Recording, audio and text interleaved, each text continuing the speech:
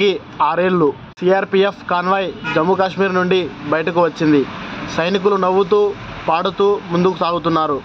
ఏమి జరుగుతుందో ఎవరికీ తెలియదు. గమ్యం కేవలం 30 కిలోమీటర్ల దూరం ఉండగా కాన్వాయ్లోకి వేగంగా వచ్చిన ఈకో కారు బస్సును ఢీకొట్టింది. మరుక్షణంలోనే భారీ పేలుడు సంభవించింది. దీని ప్రతిధ్వని 10 కిలోమీటర్ల వరకు వినిపించింది. పొగతో ఆ ప్రాంతమంతా కారు చిమ్మట్లు కమ్ముకుంది.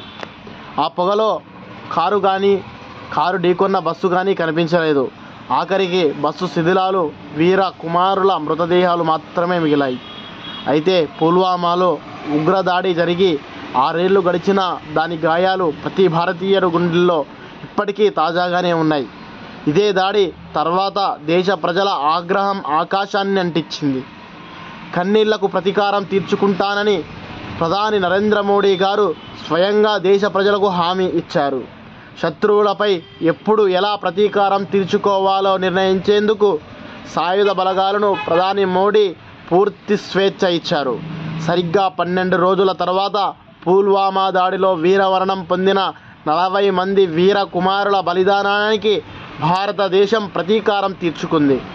భారత వైమానిక దళం విమానాలు సర్జికల్ స్ట్రైక్ నిర్వహించడం ద్వారా పాకిస్తాన్లోని బాలాకోట్ను వణికించాయి. అసలు మొత్తానికి ఆ రోజు ఏమి జరిగింది? జమ్మూ కాశ్మీర్ నుండి 78 బస్సులతో కూడిన సిఆర్పిఎఫ్ కాన్వాయ్ శ్రీనగర్కు బయలుదేరింది. కాన్వాయ్లో 2500 మంది పైగా సైనికులు ఉండడం గమనార్హం. ఈ ఆర్మీ కాన్వాయ్ గురించి ఉగ్రవాదులకు పక్కా సమాచారం ఉంది. నెల రోజుల ముందే దాడికి కుట్ర పన్నారని 3 గంటలకు పుల్వామా మీదుగా కాన్వాయ్ వెళ్లేసరికి ఉగ్రవాది ఆదిల్ అహ్మద్ దార్ కారుతో కాన్వాయ్లోకి ప్రవేశించాడు.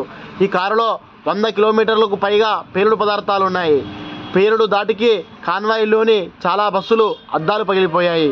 పలువురు సైనికులు గాయపడ్డారు. సిఆర్పిఎఫ్ 76వ బెటాలియన్కు చెందినటువంటి 40 మంది వీర జవాన్లు వీరమరణం పొందడం జరిగింది. పౌడర్ వాసన కొన్ని కిలోమీటర్ల వరకు గాలిలో ఉంది. వీక్షకులు సైతం వణికిపోయేలా ఆ దృశ్యం భయానకరంగా నెలకొన్నది. ఇక్కడ పాకిస్తాన్ కుట్ర, పుల్వామా దాడికి పాకిస్తాన్లోనే కుట్ర పన్నింది. ఈ మొత్తం వ్యవహారంపై ఎన్ఐఏ దర్యాప్తు చేపట్టగా ఐఎస్ఐ, పాకిస్తాన్ ప్రభుత్వ సంస్థలు సంయుక్తంగా దాడికి ఎలా ప్లాన్ చేసేయో తెలియజేయడం జరిగింది. మసూద్ అజార్, అతని సోదరులు అబ్దుల్ రవూఫ్ అస్గర్, మౌలానా అమ్మర్ అల్వీలను ప్రధాన నిందితుడు పరిగణించారు. దీంతో పాటు అహ్మద్ ఇస్మాయిల్, అహ్మద్ అబ్బాస్, బిలాల్ అహ్మద్, షాకీర్ బషీర్ పేర్లను కూడా చేర్చారు. పేలుడు పదార్థాన్ని పాకిస్తాన్ నుంచి కాశ్మీర్ లోయకు ఎలా పంపిందో, ఇక్కడే అమ్మోనియం నైట్రేట్, నైట్రో గ్లిజరిన్లను కలిపినట్లు ఛార్జిషీట్ వివరించింది.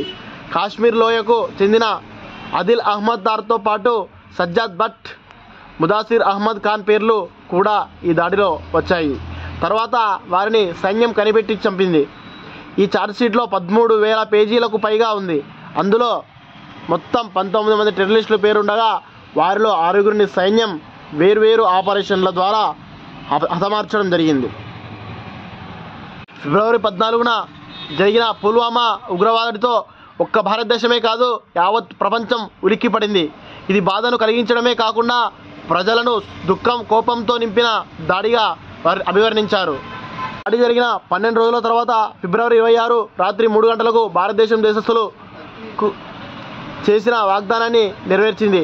12 మీరాజ్ 200 యుద్ధ విమానాలు ఎల్ఓసి దాటి పాకిస్తాన్లోకి ప్రవేశించాయి. ఉగ్రవాదుల స్థావరాలపై బాంబుల వర్షం కురిపించారు భారత జవాన్లు. భారత వైమానిక దళానికి చెందిన వీర యోధులు మిరాజ్ 2000తో బాలాకోట్కు వెళ్లి ఇంటెలిజెన్స్ ఇన్పుట్ ఆధారంగా జైషే మహమ్మద్ రహస్య స్థావరాలను ధ్వంసం చేశారు.